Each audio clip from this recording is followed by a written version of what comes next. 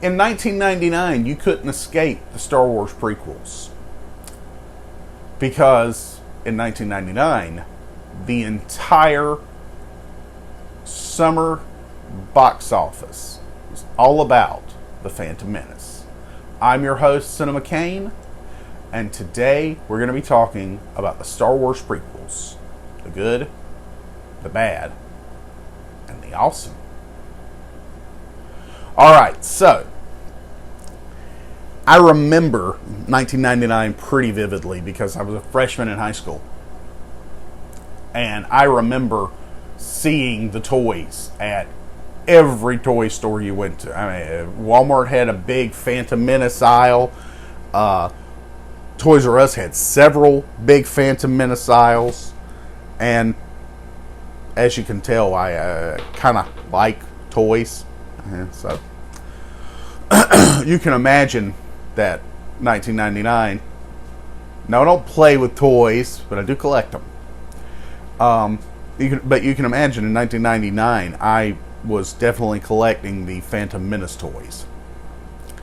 The thing about Phantom Menace was I saw that movie 3 times in the theaters. It's the only time to this date that I've ever seen a movie. Well, no, that's not true. It's the only other time I've seen something 3 times in a movie theater. Most recently, I saw Ghostbusters Afterlife 3 times in a movie theater. But I digress again. So, 1999, I remember I saw Phantom Menace about a week after it came out. And the reason I waited a week was because the lines were just that freaking crazy. And I remember the first reviews came out and my dad read them. Now here's the thing. My dad would read a review, but he would always say, I want to judge it for myself because I don't always agree with critics. Ironically enough, now I'm a critic. The funny part though is I remember my dad reading this and thinking, surely it can't be as bad as they're saying, because he loves Star Wars. He saw Star Wars in 1977 in the theater with my cousin who was 4 at the time. And it kind of became their thing because they saw Empire together and they saw Return of the Jedi together in the theater. I was born in 83, okay? Put that into perspective for you. When they re-released the original trilogy as the special edition trilogy, that was the first time I ever got to see Star Wars on the big screen because that was the re-release. And my dad enjoyed having that same experience with me in middle school that he had with my cousin when my cousin was a child. So it was interesting how Star Wars was sort of a family thing with my dad. We went and saw Phantom Menace, like I said, about a week after it opened. And we didn't really talk until about halfway home. And the first thing out of his mouth was, wow, that wasn't very good, was it? I remember that distinctly. And you know what? He was right. It was really not that good. And the more time we spent, the more I remember we just couldn't believe how different it felt and it was from the original Star Wars movies. I know there are a lot of you out there that defend the prequels. That's perfectly fine. You're entitled to your opinion. But in 1999, I remember the second time I went with a friend to see Phantom Menace, and the second time, in my head at least, was a bit of an experiment. I was like, I want to see it again because I'm curious if it somehow improves on a second viewing. Like, will I notice something I didn't notice the first time? Nope. Second viewing was just as bad. So then, my dad says, hey, your cousin's coming to town. And since Phantom Menace is still in theaters, and I saw the original movies with him when he was a kid, let's go see this one together because I'd be really curious to hear what he has to say about it. So I go a third time. My cousin goes, "Why did you take me to that? That was a terrible movie." And that is pretty much my entire review of The Phantom Menace. I mean, if you've seen it, you probably know my issues with it, because more than likely you've got those same issues with it yourself. But just a real quick list. Jar Jar Binks, while funny at times, not a great character. Little Anakin Skywalker, it's not so much the fact that he's little Anakin Skywalker or even Jake Lloyd's performance. It's the fact that Obi-Wan in the original trilogy says to Luke, "When I met your father, he was already a great star pilot." Guess what? This movie retcons that statement. And I don't care how you justify it, it does. Because this kid was, "Let's try spinning, that's a good trick." Again, I'm not saying it was a bad performance from the kid. I'm saying the kid should have been at least 14 or 15, around the same age as Luke, because at least then it wouldn't have seemed like everything he did in that star battle at the end was all tricks and happenstance. Now, Episode 2, Attack of the Clones. I was working in a movie theater when this came out. I saw it twice.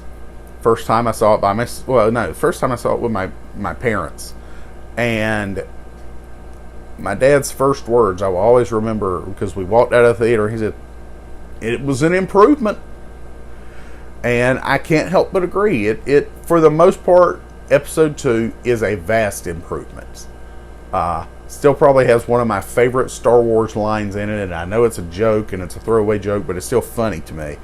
And the joke in question is, "You want to buy some death sticks? You don't want to sell me death sticks. I don't want to sell you death sticks. You want to go home and rethink your life. I want to go home and rethink my life." There you go. That was your impression for the day for this video. But here's the thing. The death sticks line was funny.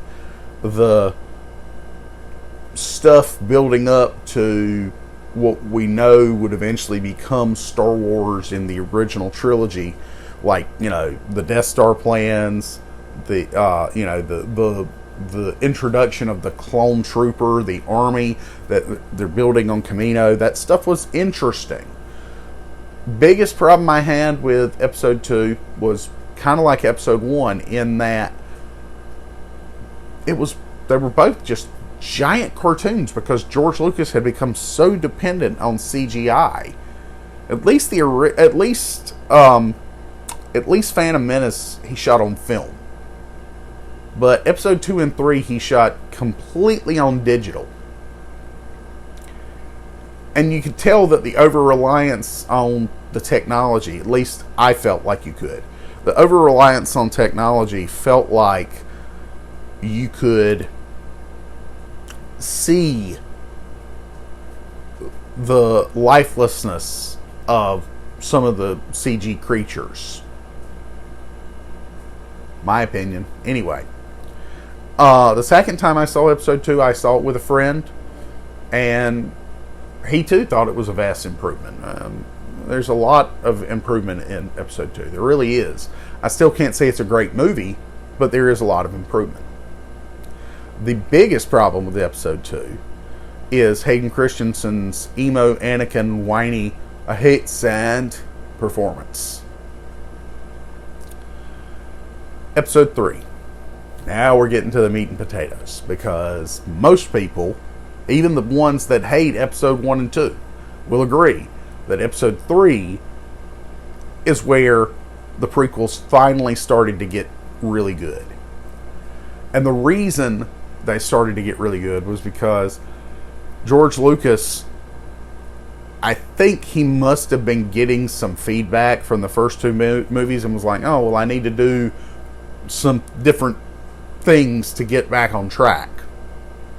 And I'm glad to say he did, Because, yes, while this movie is one big cartoon, there's a big over-reliance on CGI still.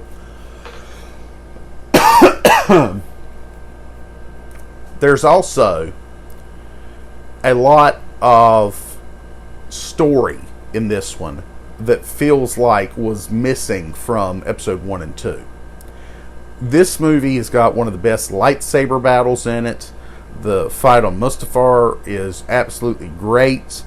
The dialogue is still stilted, but is still better in some cases than it was in episode 1 and 2.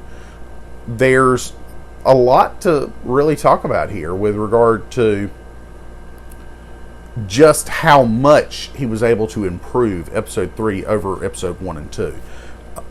I think personally that the biggest thing he was able to do was he was able to get a lot of people who had been his detractors for the first 2 movies back on board. So if you look at the box office numbers for the prequel trilogy, you've got episode 1 coming out of the gate huge. I don't know the exact numbers, but I do know that episode 2 saw a decline in the amount of money it made. Episode 3 also saw a decline in the first couple of weeks, but then word of mouth got out about episode 3 and how much it was had improved since episode 2, and all of a sudden it saw a big upshoot in ticket sales, and it made more money than the first 2 because of the fact that it had improved that much. So it's an interesting film series, to say the least. I love Star Wars, have since I was a kid, but you know, the prequel era, to an extent, was my era of Star Wars. And I remember I saw episode 3 twice at the box office, just like I saw episode 2. I saw episode 3 the first time with a group of friends. We were all film students, ironically enough. And we all had nitpicks with the film, but we were also studying film at the time. Saw it the second time with my mom and dad, and it's probably our favorite of the prequel era, with good reason. Well, I'm Cinema Kane, and I hope you enjoyed this review of the Star Wars prequels. Now, I'll see you next time at the video store.